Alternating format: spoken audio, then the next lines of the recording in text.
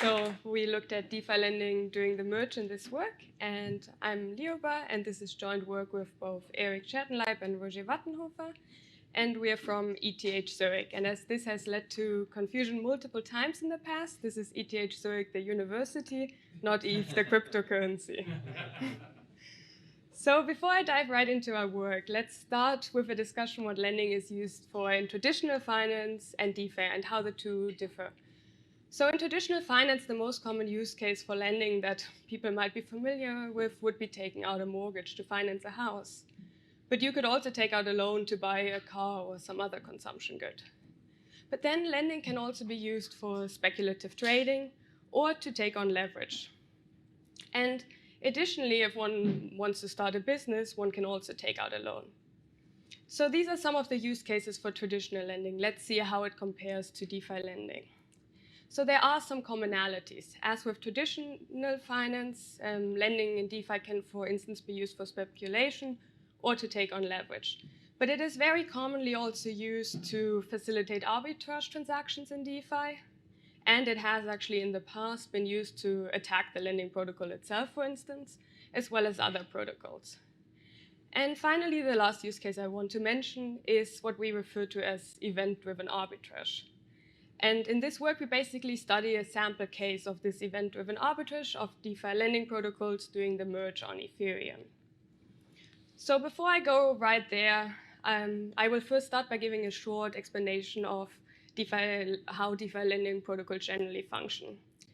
So in DeFi lending, actually, the terms of a loan are no longer negotiated between two parties, as would be the case in traditional finance, but instead the terms are generally a predefined function of the utilization. And these terms are defined in the lending pool smart contract, and generally they can be adjusted by the governance of the protocol, but this is sort of slow and rare. And then in DeFi lending, if you want to become a liquidity provider, you can. Basically, anyone can. So here we have Alice, and she wants to become a liquidity provider, so thereby a lender.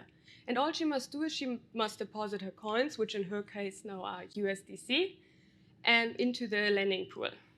And once these USDC are deposited in the pool, as well as other USDCs that were possibly deposited by other liquidity providers, they become available to borrow. And that means that Alice earns interest if other people borrow their USDC from the lending pool. However, that is actually not the only sort of use or purpose that Alice's USDCs can have for her. She can also use them as collateral to take out a loan herself.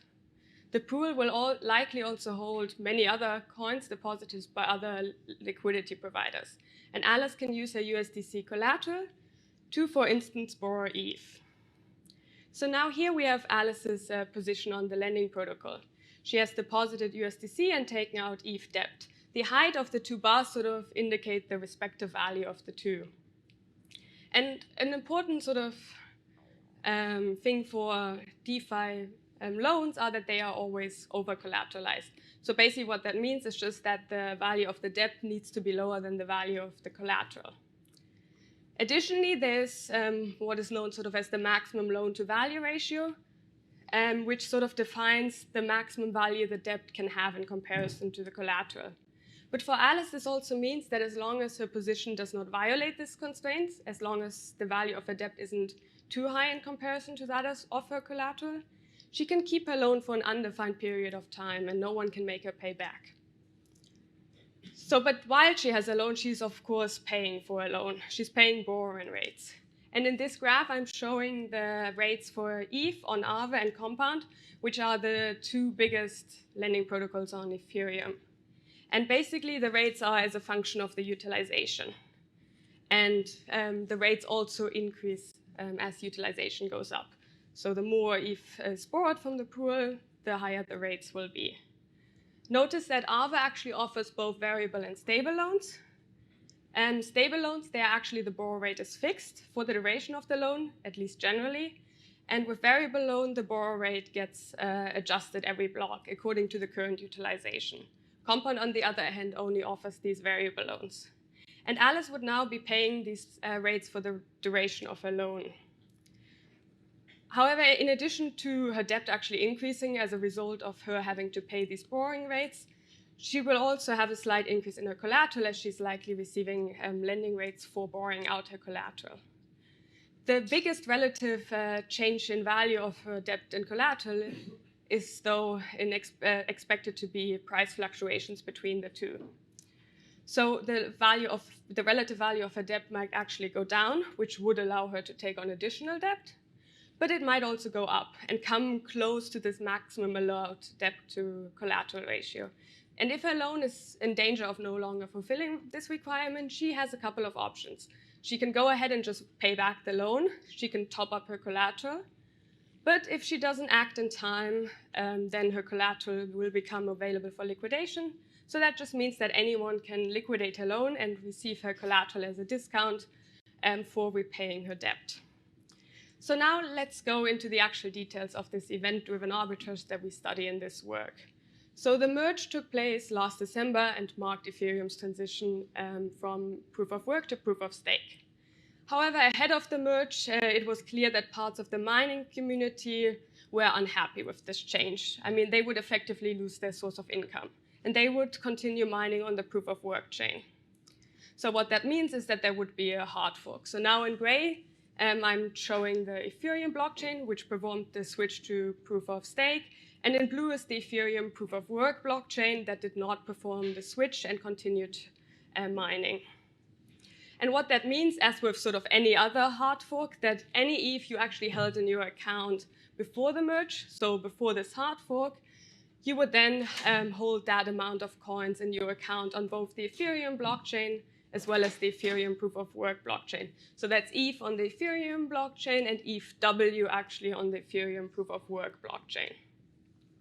And then this event-driven arbitrage we study basically goes as follows. So one takes out ETH debt just before the merge on a lending protocol.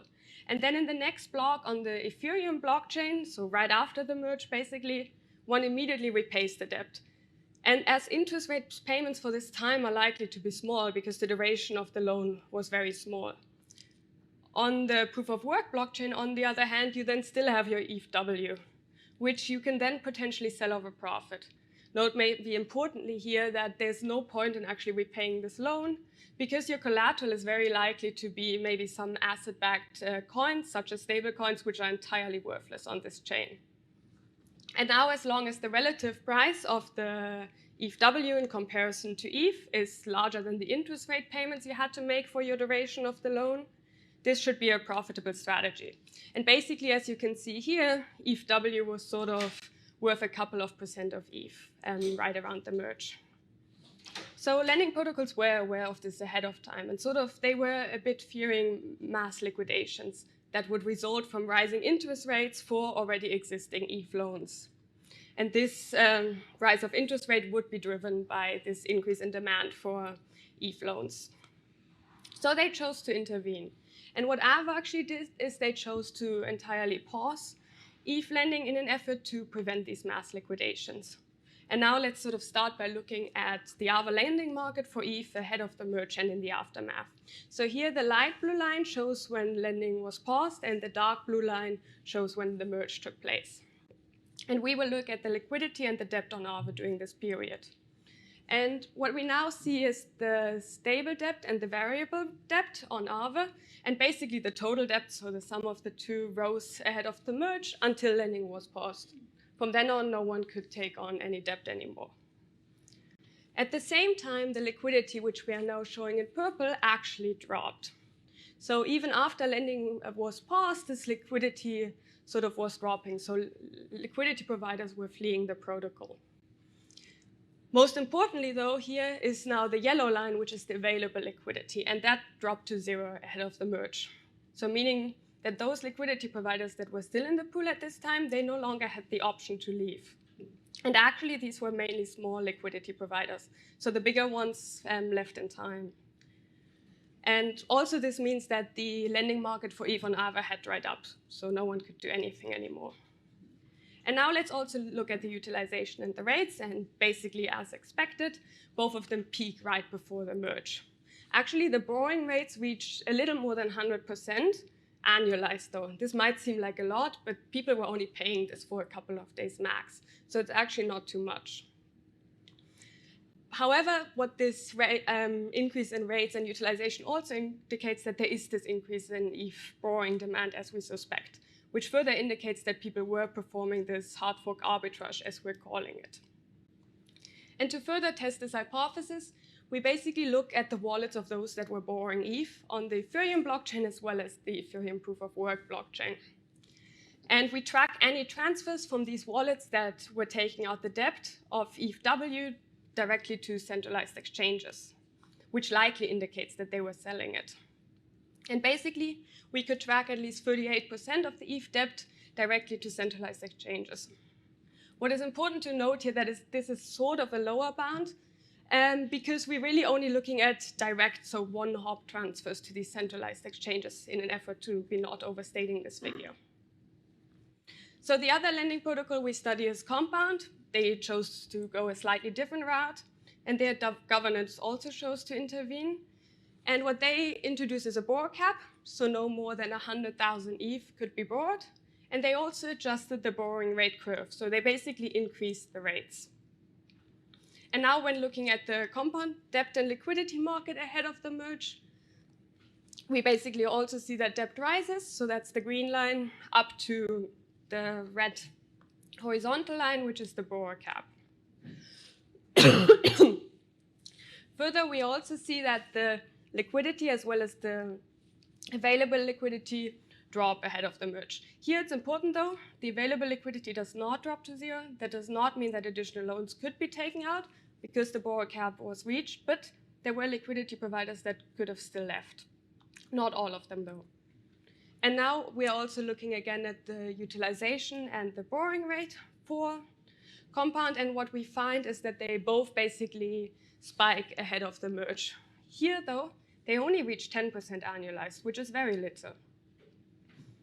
Then also again for Compound, we perform the same analysis where we see how much of this ETHW debt was transferred to centralized exchanges.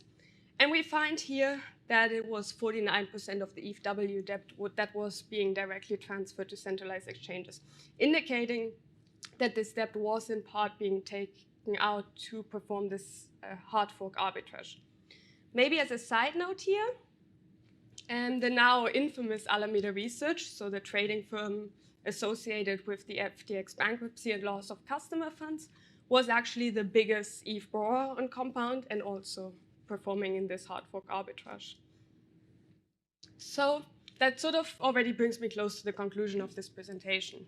We saw that on both Aave and Compound, there were spikes in rates and utilization ahead of the merge. But the real question for these platforms was, did they remain stable?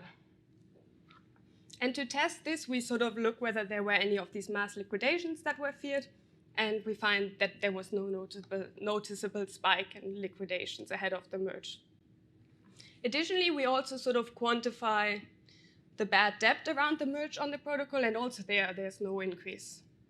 So the protocols, they stayed stable during this time, potentially also as a result of these interventions by the governance. However, while the platforms remain stable, there's sort of another problem we have here, and that is that arbitrageurs were able to profit at the expense of lenders. What this in turn means also is that the ETH lending market ahead of the merge is actually a case study of market inefficiencies in DeFi, as it was possible to borrow ETH at too little a cost ahead of the merge. And finally, these arbitrageurs were profiting from lenders that in many cases actually were no longer able to leave the protocol. So the liquidity providers that were still in Aave and Compound actually collectively lost around 33 million US dollars, which is the value of the ETHW they would have gotten if they weren't a liquidity provider at that time.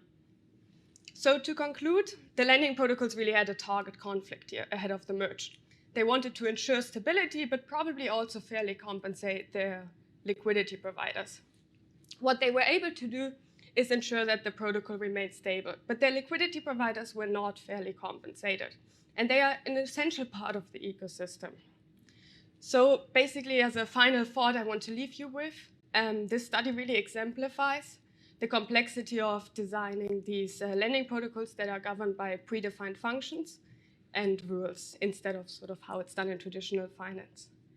So with that, I thank you for your attention, and I'm ready for any questions.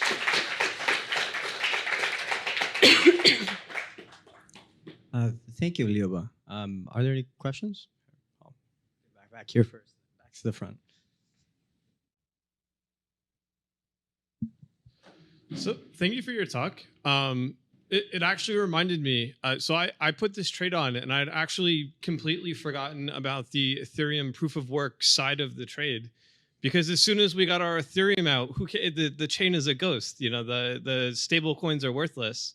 Yeah. So it creates like a lot of, you know, garbage essentially on this other chain, and because it was a hard fork that was not really contentious, it was like 99-1 or more. Yeah. Nobody really cares about what happened over there, whatever bad debts were left over. But my question to you is, if it were more like an 80-20 situation or a 90-10 situation, and you had a lot of people who viewed one as being the correct fork and people who viewed the other as being the incorrect fork, they're kind of leaving garbage on each other's chains, like sort of these like little systemic pockets of liquidation. What are your thoughts on that? And do you think this is a problem we should be thinking about or correcting for, or even worried about? Yes, I guess hard forks are becoming increasingly complicated with DeFi and all these asset-backed tokens that would leave garbage on either chain. So to some extent, I guess one should be worried about it, because a hard fork to some extent isn't really possible anymore. I think it will in all likelihood always be this 99%-1 case, because given the current circumstances that we have. But then again, it's sort of a few people probably making the decision of what the real fork would be. Thank you.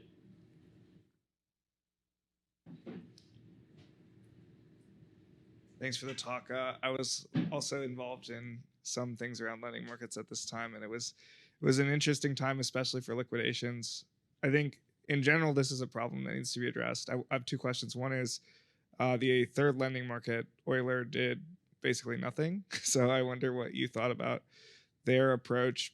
And then the second thing is, whenever a stock pays a dividend, like in this case, you expect right after the dividend for the securities price to fall, and that can cause liquidations, which is one of the things that we were worried about on the insurance side of things. Mm-hmm. I'll answer the second question first. I think the price did actually drop right after the merge of Ethereum, but there was also some SEC announcement that went out right at the same time, so I'm not quite sure what drove it in the end. But yes, this is then certainly a worry as well. And could you remind me of the first question? I'm sorry. The first question was the third but smaller lending market. Euler Finance. Basically was like, oh, we're not going to do anything. Yes, I'm actually not sure. I didn't study exactly what was going on. But I mean, Aave and Compound, they intervened, but I'm not sure to what extent their actions actually protected the protocol. I mean, it was stable at the end, but we don't have anything indicating that these actions were what allowed it to be stable. And I would have to look at what actually happened with Euler, but maybe it is also a strategy. But I think, at least for me, one of the main problems in this case is that at 100% utilization, there is a maximum rate, which would be way too low. And this was still after the changes the case with Aave and Compound. Yeah, I think one of the suggestions was to raise the rate, like the maximum rate, very, very high. But even then, I think you have like a problem of a very short duration loan, and you have to go so high with the rate that it opens up some attacks. So thanks for your talk. Yes, thank you for the questions. Any other questions? Great. Well, thank you so much.